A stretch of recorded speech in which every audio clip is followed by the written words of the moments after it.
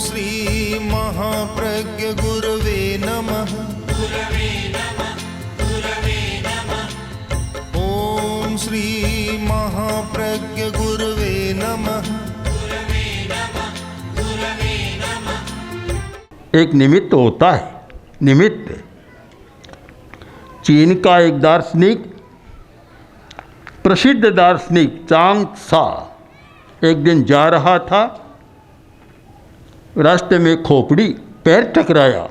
उसने सोचा पैर किससे टकराया? रात का समय था। आखिर देखा तो खोपड़ी से पैर टकराया। उन्होंने खोपड़ी को उठा लिया, आदमी की खोपड़ी थी, उसको उठा लिया और अपने झोले में डाल लिया। हमेशा साथ में रखते। तो फिर अनेक लोगों ने कहा, दार्शनिक महोदय आप अपने झोले में इस खोपड़ी को क्यों रखते हैं? ये तो स्मशान में रहने की है, आप पास में क्यों रखते हैं? तो उन्होंने कहा, खोपड़ी मेरे लिए बहुत काम की चीज़ है, हमेशा साथ में रखता हूँ। क्या कि मेरे सामने कोई आदमी आता है, गुस्सा करता है, कहता हूँ देख लो एक दिन यह गति होने वाली है। मेरे सामने कोई अहंकार में आता है कि मेरे पास कितना वैभव, कितना ठाट बाट, कितनी सत्ता, कितना धन, और अहंकार प्रदर्शित करता है, कहता हूँ ये देखो जो एक दिन तुम्हारी भी यही दशा होने वाली है। कभी कभी मेरे मन में भी लालच जाग जाता है, लोभ होता है, तो मैं भी सोचता हूँ, इसको देखता हूँ कि एक दिन यह दशा होने वाली है। खोपड़ी तो मेरी गुरु बन गई है। हम हर बात से बोध पाठ ले, घड़ी से भी ले, घड़ी से बोध पाठ ले कि घड़ी अविराम गति से चल रही है, नियम के साथ चल रही है। यह नहीं होता कि कभी तो 1 मिनट में इतने घूमे, दूसरे मिनट में नहीं, 1 मिनट में पूरा चक्कर लगाती है वे, और बराबर नियम के साथ चलती है। जीवन के साथ यात्रा चले। जीवन की यात्रा को आनंदमय बनाने के लिए, सुखमय बनाने के लिए, शांतिमय बनाने के लिए आवश्यक है अहिंसा की यात्रा। अगर आप अहिंसा की यात्रा करना चाहते हैं और एक अहिंसा की घड़ी और बांध लेते हैं, चाहे दिखाई न दे, अपनी कलाई पर इस घड़ी के साथ, समय सूचक घड़ी के साथ अहिंसा की घड़ी बांध लेते हैं, तो जीवन नियम से चलेगा। फिर घरेलू लड़ाइयाँ नहीं होगी, आपको भी तनाव में नहीं जीना पड़ेगा, तनाव नहीं होगा, तनाव मुक्त रहेंगे। घर की लड़ाइयाँ भी नहीं, परिवार और पड़ोसी से भी लड़ाई नहीं, संस्था में भी लड़ाई नहीं। बड़े आनंद शांति के साथ जिएंगे और ये सोचेंगे कि मेरी यात्रा, 3 यात्रा मेरे साथ है। एक घड़ी की यात्रा यानी समय सूचक यंत्र की यात्रा, और एक जीवन की यात्रा, और उसके साथ अहिंसा की यात्रा। दोनों नियम मेरे साथ है तो फिर मैं नियम का उल्लंघन नहीं करूँगा। आदमी कितना उल्लंघन कर रहा है।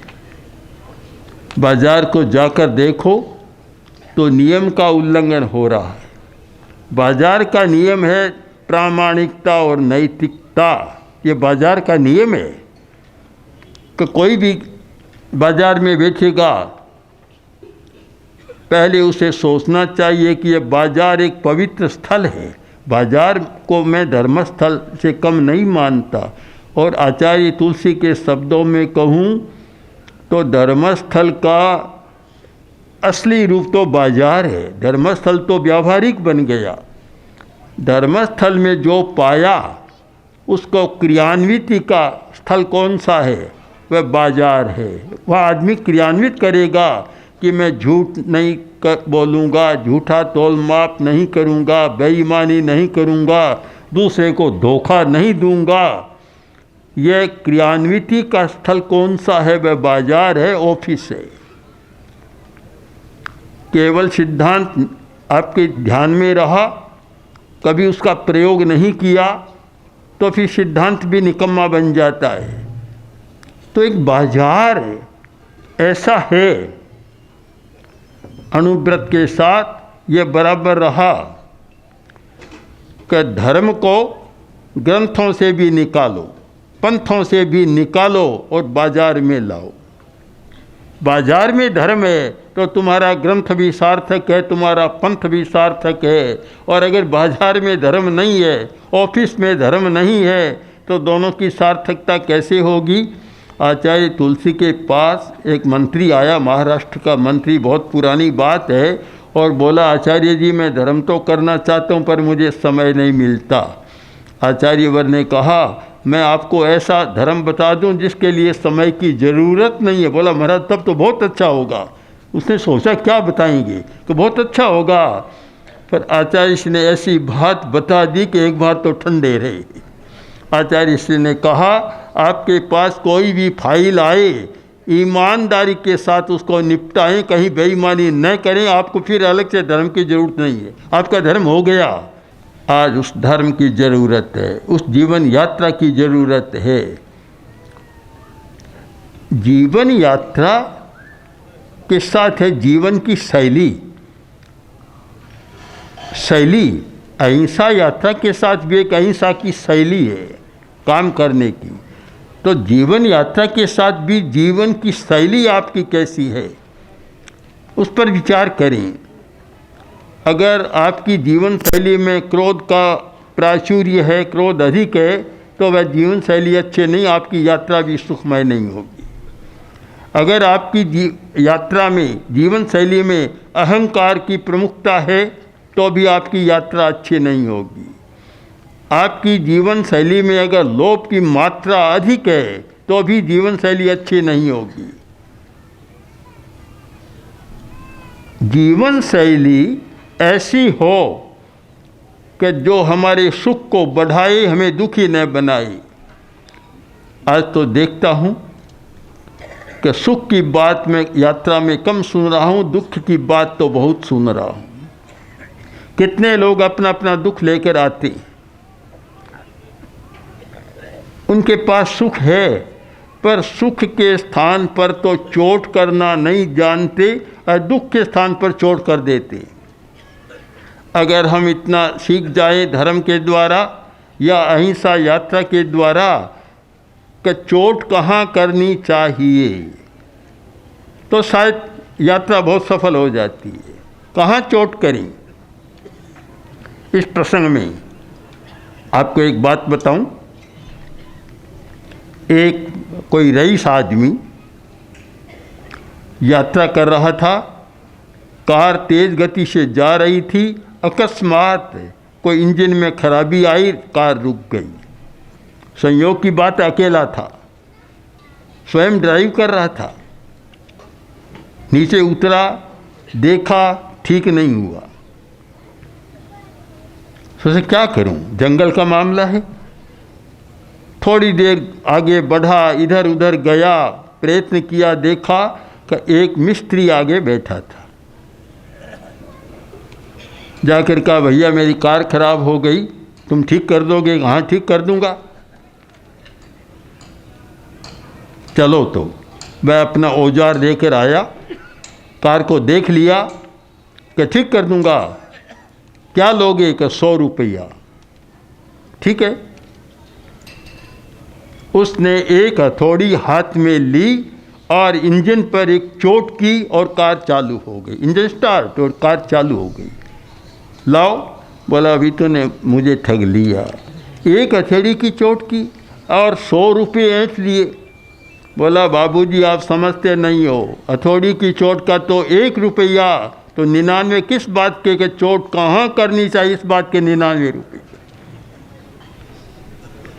हम भी चोट करना सीखे कि चोट कहाँ करनी चाहिए, इसको नहीं जानते कि कहाँ चोट करनी चाहिए, दुख कहाँ से आ रहा है, कहाँ चोट करनी चाहिए, जिससे कि दुख की यात्रा समाप्त हो जाए और जीवन आनंदमय, सुखमय और शांतिमय बन जाए। 99 रुपये की बात है, केवल हथौड़ी लेने से 1 रुपये से काम नहीं चलेगा, उससे नहीं होगा। चोट कहाँ करें, बड़ा महत्व का प्रश्न है। बहुत लोग चोट करना नहीं जानते कि कहाँ करनी चाहिए, अकारण दुखी बने रहते हैं, बिना मतलब दुख भोगते हैं। अगर वे लोग अपने मन के मर्म स्थान पर चोट करना सीख जाए तो फिर दुख नहीं होगा, तनाव नहीं होगा, आनंद के साथ जी सकेंगे। केवल मन के मर्म स्थान पर, मन पर नहीं, मन के मर्म स्थान पर चोट करना सीख जाएं तो फिर आनंद होगा। और मन का मर्म स्थान है, 2 मर्म स्थान है, एक राग और एक द्वेष, एक प्रियता का संबोध और एक अप्रियता का संवेदन, प्रियता का संवेदन, अप्रियता का संवेदन। सारी समस्या इसी कारण पैदा हो रही है कि किसी व्यक्ति या वस्तु के साथ तो प्रियता जुड़ गई और किसी व्यक्ति और वस्तु के साथ अप्रियता पैदा हो गई। जहाँ प्रियता है वहाँ राग बढ़ गया, अप्रियता है वहाँ द्वेष बढ़ गया। और यह राग और द्वेष का चक्कर है जो आदमी को भटका रहा है, दुखी बना रहा है, समस्या पैदा कर रहा है, उलझन पैदा कर रहा है। क्या आपको भी वे चोट का 99 रुपया करना है? समझना है कि चोट कहाँ करें जिससे हमारा दुख मिट जाए। आप डॉक्टर के पास जाएं कि बीमारी हो गई, डॉक्टर दवा दे देगा, ये चोट नहीं हुई, ये तो उपचार हो गया, मूल समस्या पर प्रहार नहीं हुआ, एक क्षणिक उपचार हो गया। और कभी कभी ऐसा भी होता है कि रिएक्शन हुआ तो और ज़्यादा काम बढ़ गया, मूल पर चोट नहीं हुई। आप किसी सलाहकार के पास जाएं, विद्वान के पास जाएं तो आपको उपाय बता देगा कि ऐसा करो, पर चोट नहीं हुई। चोट करनी है तो आपको अध्यात्म के पास जाना होगा। अध्यात्म ही एक ऐसा मार्ग है जो बता सकता है, या आध्यात्मिक व्यक्ति बता सकता है कि यहाँ चोट करो तुम्हारा ठीक हो जाएगा। मर्मस्थान, हमारे शरीर में बहुत मर्मस्थान है। मर्मस्थान, आयुर्वेद के ग्रंथ बताते हैं कि शरीर में 107 मर्मस्थान है और जापान के विद्वानों ने शरीर में 100-150 से अधिक मर्मस्थान खोजे हैं। मर्मस्थान वह होता है कि जहाँ कुछ हो पूरे शरीर पर उसका प्रभाव हो जाता है। जब दुर्योधन बस में नहीं आ रहा था, भीम ने बहुत प्रयत्न किया, बहुत गदा चलाई, पर दुर्योधन पर कोई काम नहीं कर रही थी। तब श्री कृष्ण से पूछा कि प्रभो योगीराज, कितना श्रम करता हूँ, मेरी गदा कभी खाली नहीं जाती, पर दुर्योधन पर तो बिल्कुल निकम्मी है वे। तो श्री कृष्ण ने कहा तुम मर्मस्थान को नहीं जानते, इसे गदा कोई काम नहीं करेगी। कि मर्मस्थान क्या है? कि जब युद्ध का प्रसंग आया तब यह हुआ कि दुर्योधन अपनी माँ के सामने निर्वस्त्र होकर खड़ा हो जाए और माँ दृष्टि डालेगी, सारा शरीर वज्रमय बन जाएगा, उस पर किसी का प्रहार नहीं होगा। तो उसने सारा शरीर निर्वस्त्र कर दिया, केवल कच्छा रखा लज्जावश। तो बस, और शरीर तो वज्रमय वह स्थान है कि जहाँ तुम्हारी गदा काम कर सकती है। मर्म की बात हाथ में आई, प्रहार वहाँ की, यार काम समाप्त कर दी। हम मर्मस्थान को पकड़ें, तो हमारे शरीर में मर्मस्थान है, उनको पकड़ें और वहाँ चोट करें तो जीवन बहुत अच्छा, सफलता का जीवन जिया जा सकता है। एक व्यक्ति व्यापार में भी सफल हो सकता है, व्यवहार में भी सफल हो सकता है, पारिवारिक जीवन में भी सफल हो सकता है और सामाजिक जीवन में भी सफल हो सकता है और राष्ट्रीय स्तर पर भी सफल हो सकता है। पर वही व्यक्ति सफल वह होगा जिससे मर्म मिल गया। कोई कृष्ण जैसा मर्म स्थान बताने वाला मिल गया तो सफल हो जाएगा, और मर्म की बात बताने वाला नहीं मिला तो वह कितना ही प्रयत्न करे सफल नहीं होता। अहिंसा यात्रा एक मर्मस्थान का संदेश है कि तुम अपने शरीर के मर्मों को समझने का प्रयत्न करो कि राग पैदा होने का मर्म स्थल कौन सा है, द्वेष का कौन सा है, घृणा का कौन सा है, भय का कौन सा है, अभय का कौन सा है। सारे मर्मस्थलों को समझने का प्रयत्न करो और फिर मर्मस्थल पर चोट करो। जीवन की यह कार चालू हो जाएगी, इंजन ठीक हो जाएगा, कार चालू हो जाएगी। हम राग और द्वेष को कम करने की साधना करें। मानता हूँ धर्म और क्या है, धर्म के नाम तो अलग अलग हो सकते हैं, पर धर्म क्या है कि राग और द्वेष पर चोट करना, बीतराग होना, इससे ज़्यादा धर्म मैं तो अभी तक नहीं समझ सका। बहुत सारे धर्मों को पढ़ने के बाद, उनके ग्रंथों को अध्ययन के बाद भी समझ नहीं सका कि राग द्वेष पर चोट किए बिना कोई व्यक्ति धार्मिक बन सकता है। अभी मेरी समझ में तो नहीं आया। आप भी सीखें कि कैसे राग को कम करें, कैसे द्वेष को कम करें, तो बात समझ में आएगी। हमने यही काम किया है और उससे मानता हूँ कि बहुत लोगों की समस्याएं सुलझी। कभी कभी सोचता हूँ कि इतना लोगों का क्या है जो पीछे लग जाती है। जिनको मैं नहीं जानता वे शायद पहले साक्षात नहीं जानते, पढ़कर सुनकर जानते होंगे, पर आने के बाद एक नया आकर्षण देखता हूँ। कारण क्या है कि शायद उन्हें अपने मर्म स्थान पर चोट करने का रास्ता मिल जाता है और एक नया आकर्षण पैदा हो जाता है कि चोट कहाँ करेंगे। अभी महाश्रमण कह रहे थे कि तोशाम बुद्धिमानों का क्षेत्र है, कार्यकर्ता बुद्धिमान। यहाँ बहुत सारे लोग बुद्धिमान हुए हैं, बहुत सारे बैठे हैं जो यहाँ आवासी है या प्रवासी है, यहाँ से निकले हुए बुद्धिमान लोग हैं बहुत तोशाम में। पर आपको यह भी बता दूं कि कोरी बुद्धि भी बड़ी खतरनाक होती है। अगर बुद्धि के साथ भावना का योग न हो तो बुद्धि खतरनाक हो जाती है। बुद्धि पर भी भावना की खोल चाहिए, नहीं तो खुला चाकू कहीं काट देता है। मुझे विश्वास है कि यहाँ के तुसाम के कार्यकर्ताओं ने खोल चढ़ाना भी सीखा है। एक व्यक्ति मेरे सामने है, राजेंद्र जी जो वृद्ध हैं, पर इन्हें कहना चाहिए वृद्ध युवा। कुछ तो होता है युवा वृद्ध, और ये है वृद्ध युवा।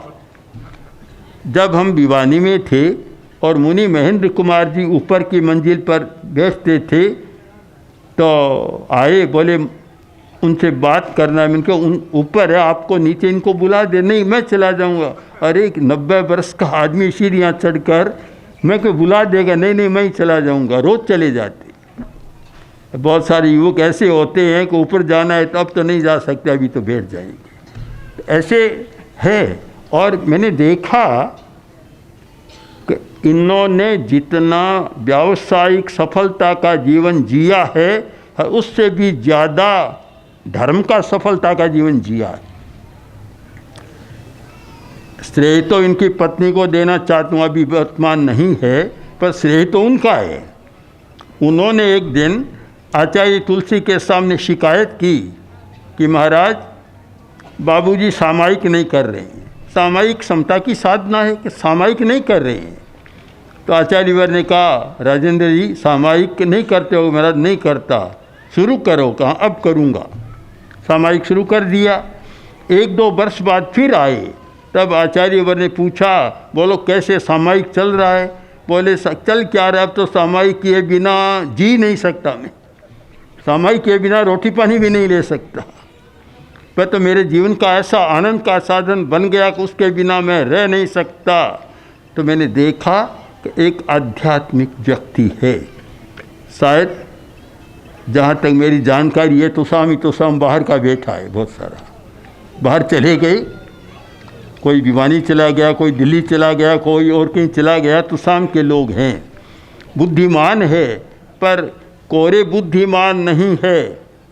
बुद्धि के साथ साथ भावनात्मक विकास, आध्यात्मिक विकास, इमोशनल डेवलपमेंट, अपने इमोशन पर कंट्रोल करने की विद्या इन्होंने सीखी है। मैं देखता हूँ संतोष जी में जो धुन है, आजकल वे पुराने बाबा धुनी रमाते थे, वे तो अब कम हो गए, पर अब नए बाबा प्रकट हो गए, बहुत सारे लोग जो धुनी रमा रहे हैं अपनी। जीवन विज्ञान की ऐसी लगन है कि जब भी आए तब जीवन विज्ञान की बात। एक नए और प्रकट हो गए हैं जो आपके तुसाम कही हैं, नरेश जी, ये धुन में आगे जा रहे हैं इनसे। मैंने आज राजेंद्र जी आए तब राजेंद्र जी से कहा कि कहते हैं पितृ ऋण, आप पुत्र ऋण से उऋण हो गए। आपने अपने पुत्र को ऐसा तैयार कर दिया, काम में लगा दिया, अब आप उऋण हो गए हैं सारा। अनेक लोग बैठे हैं हमारे सामने जो तो शाम से जाने वाले, शायद ये भी पहुँच, सब यहीं के लोग हैं बहुत सारे। तो तात्पर्य इतना है कि जिन लोगों ने बौद्धिक विकास के साथ साथ आध्यात्मिक विकास, भावनात्मक विकास का योग किया है, वे स्वयं सुखी है और दूसरों को सुखी बना सकते हैं। और कोरा बौद्धिक व्यायाम है, वह दूसरों को शायद सुखी नहीं बना सकता, उलझा तो सकता है। उलझाने की शक्ति तो तर्क में बहुत है। हमारे ऐसे वकील हैं बहुत सारे, ऐसा उलझा देते हैं और उलझाने में प्रसिद्ध होते हैं कि बात को उलझा देते हैं। सुलझाने की बात भी है, तो उलझाने में तो बहुत बौद्धिक व्यायाम हो रहा है। हम सुलझाने की बात करें, सुलझाया तभी जा सकता है जब बौद्धिक विकास के साथ साथ भावनात्मक विकास, प्रेक्षा ध्यान का उद्देश्य, जीवन विज्ञान का उद्देश्य, अहिंसा प्रशिक्षण का यही उद्देश्य है कि भावनात्मक विकास हो। भावनात्मक विकास और वह नहीं होता है तो अच्छाई कम ली जाती है और कमियां देखी जाती है। बुद्धि का काम, तर्क का काम है छिद्र को देखना कि कहाँ पकड़ा जा सकता है। होता है पिता पुत्र भोजन कर रहे थे, अचानक बर्तन टूटने की आवाज़ आई। तो पिता बोला कि बेटा कोई बर्तन फूटा है। हाँ पिताजी फूटा है और मेरी माँ के हाथ से फूटा है। पिता उबल गया कि तू तो ऐसा नालायक है जो माँ में दोष देखता है। ये नहीं कहता मेरी पत्नी के हाथ से फूटा है, हमेशा माँ में ही दोष देखता है। मौन रहा। आखिर वृद्ध पिता उबल गया, उठा और भीतर रसोई में गया। जाकर पूछा क्या हुआ? कि एक कांच का बर्तन गिर गया, फूट गया। किसके हाथ से? तो उसकी पत्नी बोली मेरे ही हाथ से गिरा। अब क्या बोले? वापस आया और शांत हो गया, गुस्सा शांत हो गया। बोला तेरी बात तो ठीक थी, पर तुम्हें पता कैसे चला कि मेरी माँ के हाथ से फूटा है? कि पिताजी ये तो सीधा गणित है, माँ के हाथ से फूटा 2 मिनट में टन टन की आवाज़ बंद हो गई, और मेरी पत्नी के हाथ से टूटा तो घंटा भर टन टन की बंद ही नहीं होती। ये बहुत सीधी बात है। जब भावात्मक विकास नहीं होता तो 1 मिनट की टनटनाहट घंटा तक सुनाई देती है, और जब भावात्मक विकास हो जाता है तो 2 मिनट में बात समाप्त हो जाती है। हम प्रयत्न करें, चाहे शिक्षा का क्षेत्र है, चाहे व्यापार का क्षेत्र है, चाहे प्रशासन का क्षेत्र है, हम प्रयत्न करें कि केवल बुद्धि के सहारे नहीं जीना है। ये मर्म की बात नहीं है। मन की बात यह है कि बुद्धि के साथ साथ हमारा भाव तंत्र भी विकसित हो। सकारात्मक भाव, पॉजिटिव थिंकिंग, पॉजिटिव एटीट्यूड, सारा हमारा सकारात्मक हो, नकारात्मक न रहे, केवल दूसरों की कमी न दे। अगर ये व्यवहार बनता है तो सास बहू से अप्रिय नहीं होगी, बहू सास को अप्रिय नहीं होगी। बाप अप्रिय नहीं बनेगा तो बेटा भी अप्रिय नहीं बनेगा। अगर भावात्मक विकास तो एक शांतिपूर्ण सह अस्तित्व और शांति का वातावरण रहेगा। इसलिए आप बहुत संक्षेप में इसे समझने का प्रयत्न करें कि हमें शिक्षा, बौद्धिक विकास के साथ साथ भावात्मक विकास भी करना है। ओम श्री महाप्रज्ञ गुरवे नमः। ओम श्री महाप्रज्ञ